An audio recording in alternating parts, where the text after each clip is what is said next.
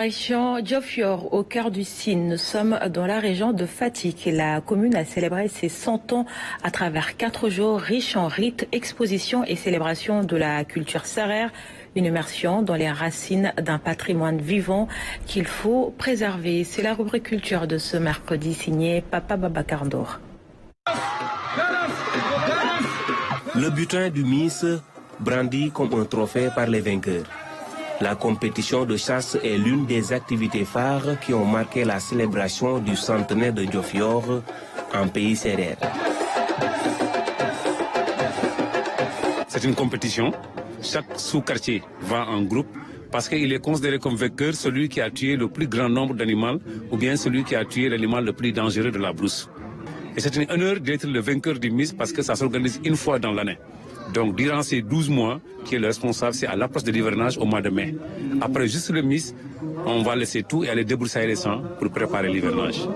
La relation séculaire entre Diofior et la terre remonte aux fondateurs de cette localité dont les premières traces d'habitation remonteraient au XIIIe siècle. La terre a été bonne, c'est ce que je dis, Diofior. Et on parlait de Diofior, finalement c'est devenu Diofior. Donc le premier nom de Diofior vient de Ndongonyan. Diofior, ça veut dire entente avec la terre. Ces valeurs du travail sont visibles à travers cette exposition. Elle met la lumière sur différents objets rudimentaires qui ont permis aux pères fondateurs de cultiver la terre de Ndongonyan à nos jours. Nous avons montré à travers l'exposition des objets qui ont servi à l'agriculture. Le travail de la terre est une vertu chez nous. C'est le moyen de subvenir aux besoins d'une localité. Donc tous les outils qui ont tout le temps servi à l'agriculture ont été exposés ici.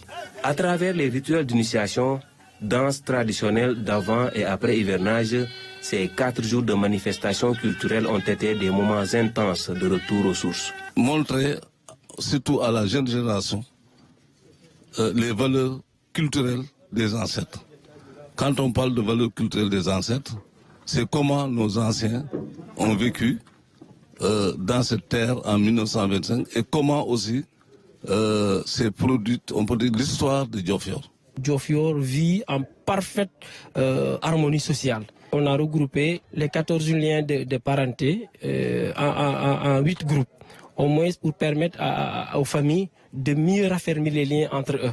Donc c'est une occasion sociale. Ce patrimoine culturel a été magnifié par le secrétaire d'État à la culture. Il s'agit pour les autorités d'une immense richesse qui contribue à bâtir un capital humain de qualité. Faire en sorte que les communautés, dans leur richesse, dans le brassage culturel, participent à construire la cohésion nationale. Le tissage relationnel, le tissage culturel, les pratiques, les valeurs, l'ensemble des activités qui sont déclinées pendant 4 jours sont une matérialisation de ce que nous voulons construire en termes de souveraineté culturelle. Diofior est ainsi un repère de la culture sérère. Pour les organisateurs de ce centenaire, c'est la sauvegarde du legs culturel qui se dessine au-delà des festivités et autres enjeux socio-économiques. Sur l'international, tensions diplomatiques et